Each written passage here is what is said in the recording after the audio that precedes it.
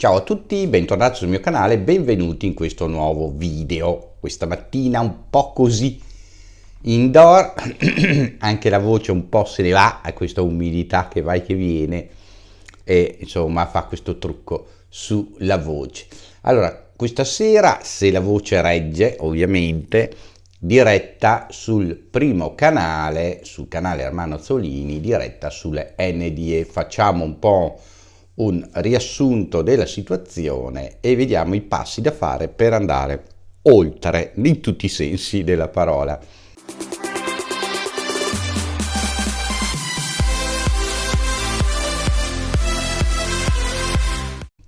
Oggi uscirà sempre sul primo canale i primi tre logia del Vangelo di Tommaso e cominceremo a fare un pensiero su queste frasi sibilline ma molto profonde, in cui c'è molto da capire.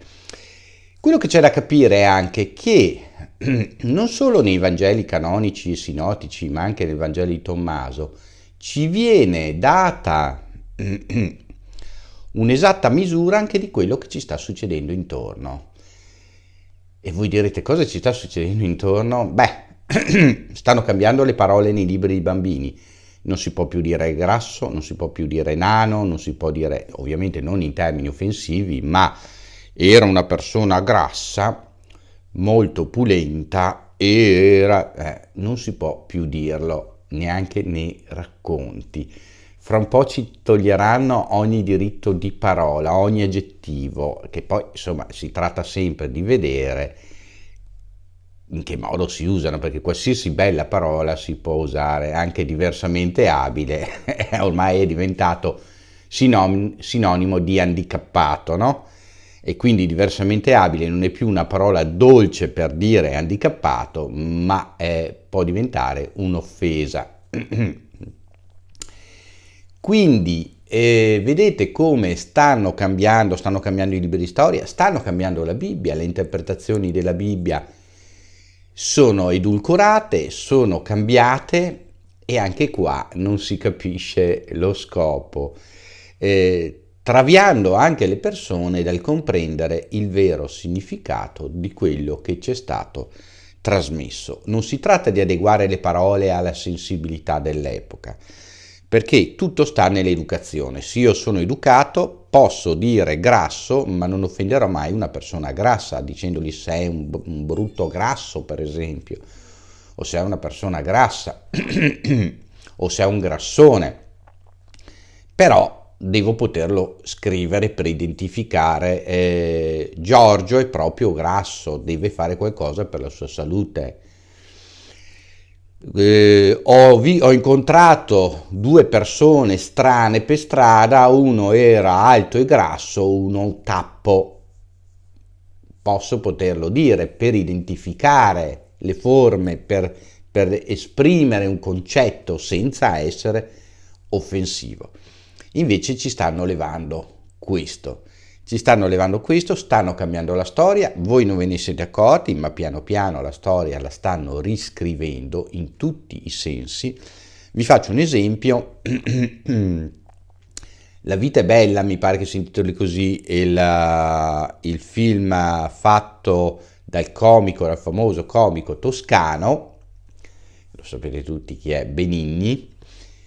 E arrivano gli americani a liberare il campo di concentramento di Auschwitz. Invece sappiamo tutti, storicamente furono i russi. Gran parte della Germania fu liberata non ben dagli americani, ma dai russi.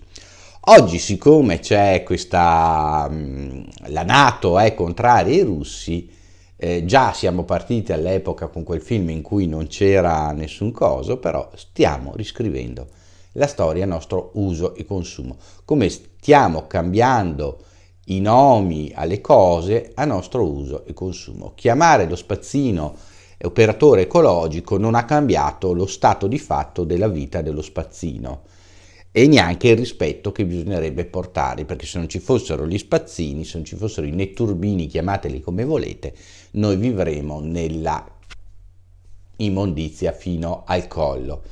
Quindi invece che cambiare le parole c'è da dare dignità alle professioni. Quando faccio la serata di gala non invito solo il professore, il sindaco, il farmacista, il parroco, ma invito anche il netturbino come rappresentante di tutta una categoria di lavoratori.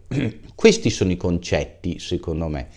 Il problema grosso per noi singoli è che oltre a cambiare la storia, oltre a cambiare i termini di utilizzo, cambiano la nostra spiritualità, vogliono portarci a essere senza spiritualità, vogliono portarci a cambiare il senso delle parole. Ci hanno cambiato il Padre Nostro, ci hanno cambiato, voi direte, ma cosa hai da dire? Ricordatevi quello che vi dico sempre, perché esista la vita ci deve essere la luce e il buio, il bene e il male. Altrimenti c'è la stasi, non c'è la vita. Vediamo chi riesce a fare questo passo di comprensione e magari che inizi a vedere le cose un pochino da un punto diverso.